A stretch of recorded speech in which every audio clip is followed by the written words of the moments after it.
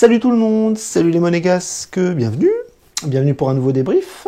Alors aujourd'hui on va parler de la 17e journée de Ligue 1 et Monaco qui recevait Metz. Alors vous avez vu qu'on enchaîne les semaines à 2 matchs, on a même l'impression que c'est devenu la norme. Quand il n'y a pas de Coupe d'Europe, c'est les journées de championnat qui s'enchaînent. Et donc on avait joué mercredi et on rejouait ce week-end. Donc on avait fait un très très joli début de semaine avec la victoire à Angers, c'est-à-dire qu'on avait réussi à prendre 3 points avec un fond de jeu qui était un petit peu mieux. C'était assez intéressant de voir des monégasques assez fringants et buteurs, parce que là on avait réussi à mettre des buts. Et il fallait absolument enchaîner ce week-end, il fallait absolument embrayer avec 6 points en une semaine, parce que au classement on est très en retard. On n'a pas assez de points, on n'est pas sur le podium pour l'instant. Il y a des équipes qui sont devant nous, qui sont meilleures.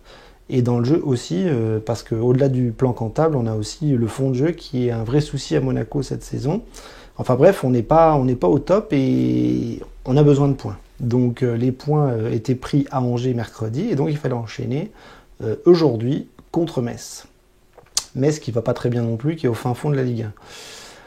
Donc le contexte, il était, j'allais dire favorable, oui et non, parce que beaucoup d'absents en ce moment, avec les blessures et les suspendus et les choix de coach. C'est-à-dire que là, on avait quand même 4 joueurs absents sur la feuille de groupe, avec donc Diatta absent, Fabregas absent, Badiachil absent et Pavlovic absent. Voilà, donc on avait 4 noms à décocher du groupe.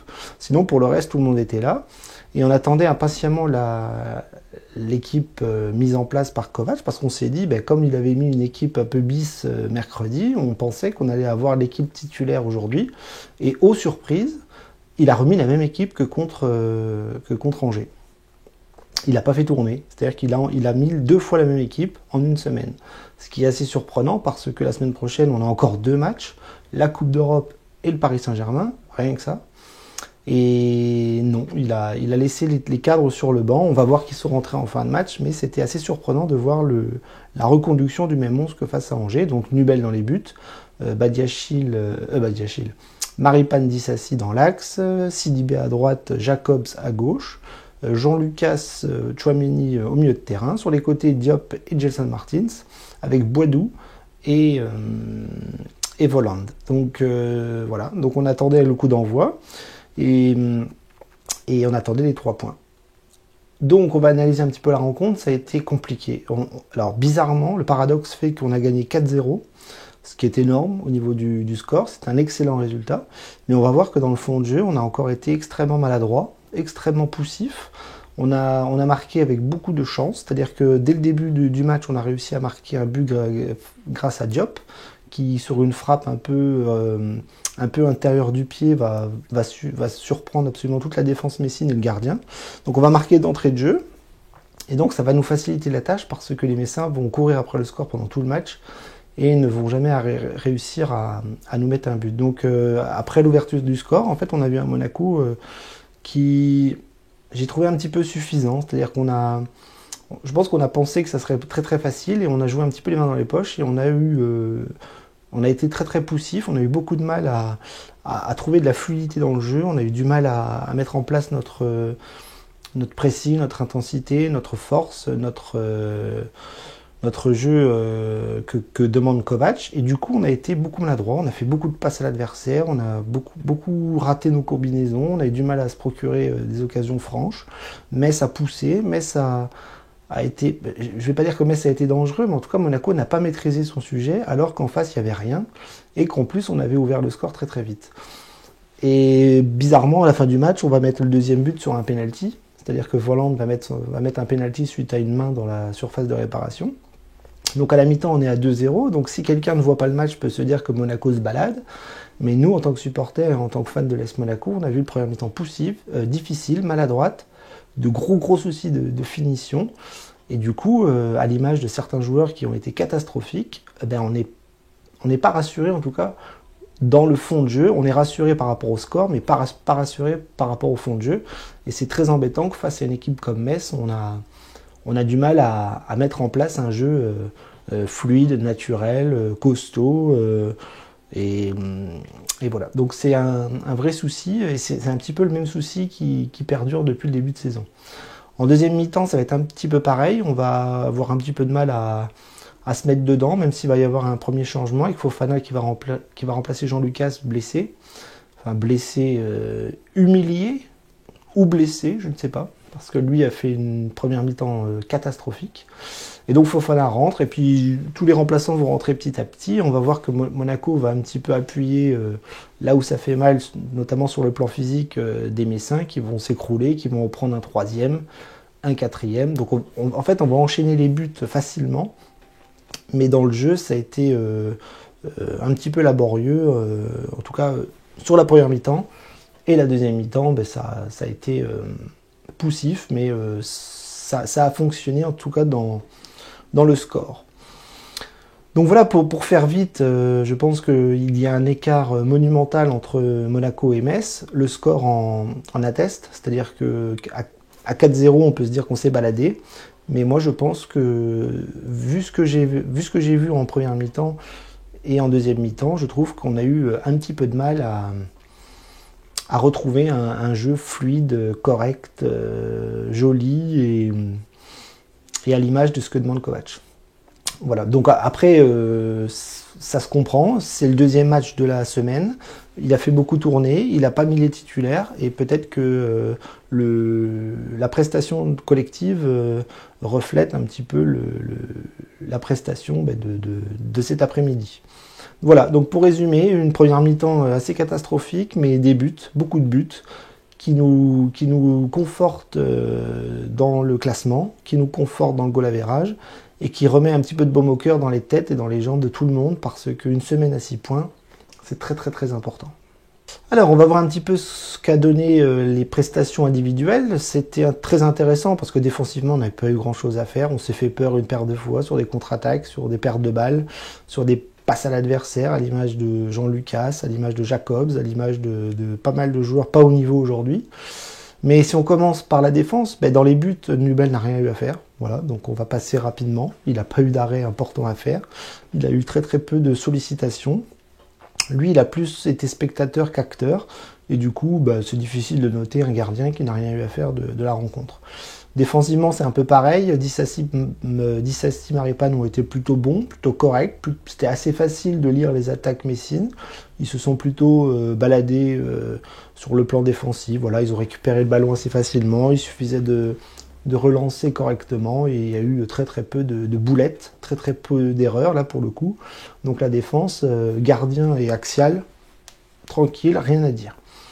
Sur les côtés, là pour le coup, c'était un petit peu plus compliqué. Sidibé a fait plutôt un bon match parce qu'il a été appliqué, il est monté une paire de fois, il a adressé des centres assez intelligents, des centres assez dangereux. Mais il a fait une bonne rencontre, voilà, il n'a pas eu trop à défendre, il a eu le minimum à faire derrière, et puis sur les montées, c'était assez intéressant. Sur le plan physique, je pense qu'il est un peu mieux, et c'est intéressant de le revoir titulaire. Côté gauche, Jacobs, alors lui pour le coup, beaucoup d'erreurs, très très mauvais. Techniquement très très faible, un QI foot qui me paraît pas très très élevé, des aspects défensifs où il se faisait manger par son attaquant, il n'arrivait pas à la rattraper, il n'arrivait pas à récupérer le ballon, quand il devait monter il faisait une mauvaise passe, un mauvais centre, une mauvaise coordination avec ses coéquipiers. Non, je trouve que Jacobs c'est vraiment pas bon, ça ne progresse pas du tout. Plus je le vois, moins je le trouve bon. Et je trouve que c'est une erreur, une grosse erreur de mercato de la part de Paul Mitchell, ce joueur. On pourrait dire ça des autres aussi, avec Boadou, avec Jean Lucas, mais c'est vrai. Ils sont pas bons, ils n'arrivent pas à se mettre dedans, et pour moi, ils ne font pas progresser l'équipe, et c'est assez problématique. Donc voilà, la défense plutôt bonne à part Jacobs. Milieu de terrain, c'est la même chose avec Tchouaméni qui a fait un très bon match, et Jacobs et Jean Lucas qui a fait un très très mauvais match.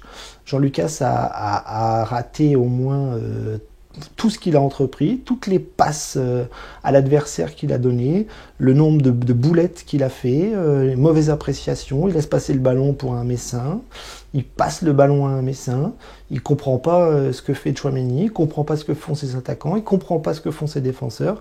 Je l'ai trouvé complètement à côté de la plaque, et en plus il a encore pris un coup, une béquille. Est-ce qu'il est sorti parce qu'il avait mal ou parce que Kovac allait le sortir tellement il était mauvais? En tout cas, une prestation de Jean Lucas vraiment pas bonne, à l'image de Jacobs. Tchouaméni très très bon, j'ai trouvé que lui pour le coup il a fait son match. Et en deuxième mi-temps avec Fofana, c'était encore mieux parce qu'ils se connaissent mieux. Ils sont beaucoup plus complémentaires et ça a été extrêmement intéressant de les revoir jouer ensemble. Sur les côtés, Gelson Martins a fait un très bon match. Lui, pour le coup, il a un souci, c'est la finition. Et quand la finition est bonne, ben, ça donne des prestations intéressantes. Là, il a été actif, il a été dribbleur, il a été percutant, il a été extrêmement dedans.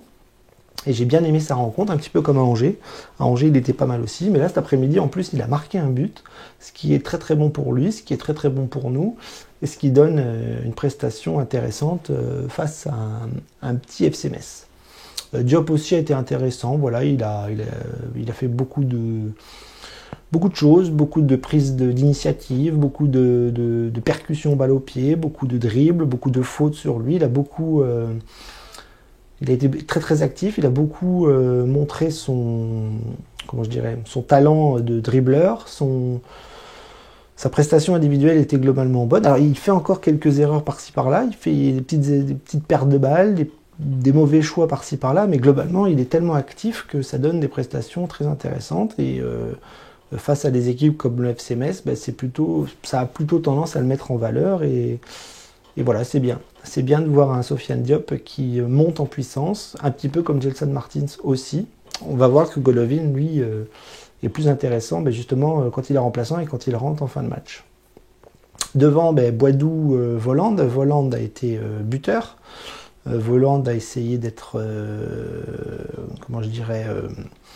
percutant sur le plan de l'attaque où il a essayé de récupérer des ballons, il a essayé d'amener un impact physique. Alors malheureusement, il est assez maladroit, il fait des fautes, il prend des cartons jaunes encore. Il n'est pas vraiment dedans quand il s'agit de faire du pressing intelligent. Lui, pour le coup, là, il fait du pressing assez bête parce que il fait des fautes grossières. Il prend des cartons à chaque match paradoxalement, on le voit marquer des buts et provoquer des buts aussi parce que sur le pénalty qu'il marque, c'est lui qui se l'amène aussi en centrant rapidement sur la main d'un Messin.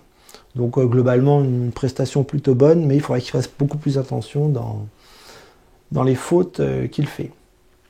Boadou n'a pas été bon, il a été extrêmement en difficulté. Contre Angers, il a marqué un but. Là, cet après-midi, c'était un match pour lui, face à une défense assez faible. Et il a eu du mal à se créer des occasions, il a eu du mal à se démarquer, à trouver la profondeur, il a eu du mal en tout. Et c'est à l'image de sa saison, c'est à l'image des joueurs recrutés cet été. Voilà, ils ont du mal et ils n'arrivent pas à trouver une progression, un état de force dans cette équipe. C'est laborieux, c'est vraiment laborieux pour tout le monde. Nubel, Jean-Lucas, Boadou et Jacobs, très très très peu, ça apporte très très peu de choses à mes yeux. Les remplaçants, eux, pour le coup, ont amené pas mal de belles choses, c'est-à-dire que Ben Yedder sur le banc, c'est une anomalie, même si certains trouvent qu'il est à la rue. Je pense qu'il est moins à la rue que Boadou, mais quand il rentre, il fait beaucoup de bien. Voilà, il a encore marqué cet après-midi. Ben Yedder, superbe but avec Golovin, super combinaison, super intelligence de jeu au moment de feinter le gardien, le défenseur. Bref, le talent international de Ben Yedder sur ce but est sublime. Donc Fofana est rentré, Ben Yedder est rentré, ils sont tous rentrés, Matazo est rentré, on l'a vu un petit peu, ça c'est cool. Caio Henrique est rentré, lui c'est le titulaire indiscutable, ça il n'y a pas de souci, je pense qu'il sera là contre Paris la semaine prochaine. Et globalement, voilà, Golovin est rentré et ça nous a apporté pas mal d'allant offensif et on a réussi à marquer 2 buts en deuxième mi-temps, comme la première mi-temps, qui font que le score est très très sévère pour le FC Metz. Je pense qu'en première mi-temps, ils auraient mérité mieux. Mais bon, 4-0. 3 points, on prend. Alors, on va faire un petit peu le bilan de la semaine qui est excellent. Ça y est, on a retrouvé le Monaco, j'allais dire au sommet, en tout cas au sommet au niveau des points. 3 points mercredi, 3 points dimanche, ça fait 6 points, 2 matchs, 2 victoires. Ça y est, on se replace à la 6e place du classement, on est très très bien. Et malheureusement, dans le jeu, on n'est pas encore au top. Et je pense qu'on va vite s'en rendre compte parce que là, on arrive à la fin de l'année. On arrive à la fin de la mi-saison. Et on va enchaîner 2 matchs de championnat extrêmement difficiles. Extrêmement difficiles. C'est-à-dire qu'on va au Parc des Princes jouer Paris. Donc, on va pas compter sur 3 points là-bas. Ça, c'est clair et net. J'aimerais un match nul si c'est possible. Paris est moins bien en ce moment, mais Paris peut vous crucifier à n'importe quelle seconde. Donc on va aller au parc, on va souffrir. Ça va être un match difficile pour les supporters, ça va être un match difficile pour les joueurs, ça va être un match difficile pour tout le monde. Et malheureusement, on n'y va pas pour gagner, ça c'est clair et net, on va pas se mentir. Et puis après, il restera Rennes. Rennes chez nous, au Louis II. Rennes qui fait une saison exceptionnelle en Ligue 1. Ils sont 2e actuellement. Ils marchent sur l'eau. Et eux aussi vont être très très très très difficiles à battre. Donc voilà, on a bien fait de prendre des points cette semaine. On a bien fait de prendre des points ici et là.